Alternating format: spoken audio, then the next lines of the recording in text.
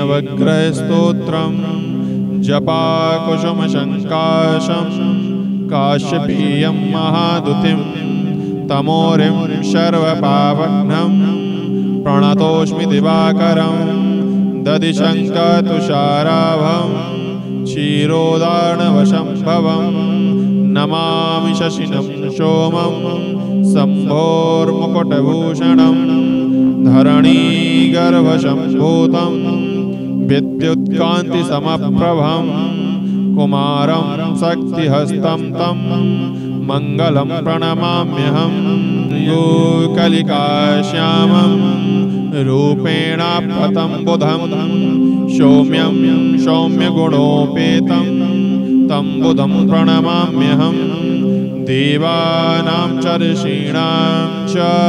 गुरुं काञ्चनसन्निभं बुद्धिभूतं त्रिलोकेशं तं नमामि बृहस्पतिं हिमकुन्दमृडालाभं दैत्यानां परमं गुरुं सर्वशास्त्रप्रवक्तारं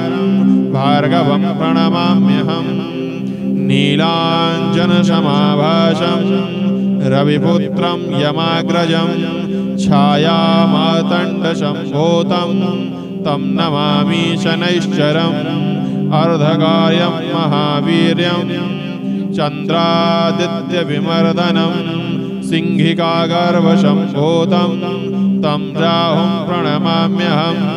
पलाशपुष्पसङ्काशं तारकाग्रहमस्तकं रौद्रं रौद्रात्मकं घोरं तं केतुं प्रणमाम्यहं इति व्यासमुखोद्गीतं यः पठेत् सुसमाहितः दिवा वा यदि वा रात्रौ विघ्नशान्तिर्भविष्यति नरनारीर्नृपाणां च भवेत् दुःस्वप्ननाशनम् ऐश्वर्यमतलं तेषाम् आरोग्यं पुष्टिवर्धनं महर्षि व्यास विरचितम्।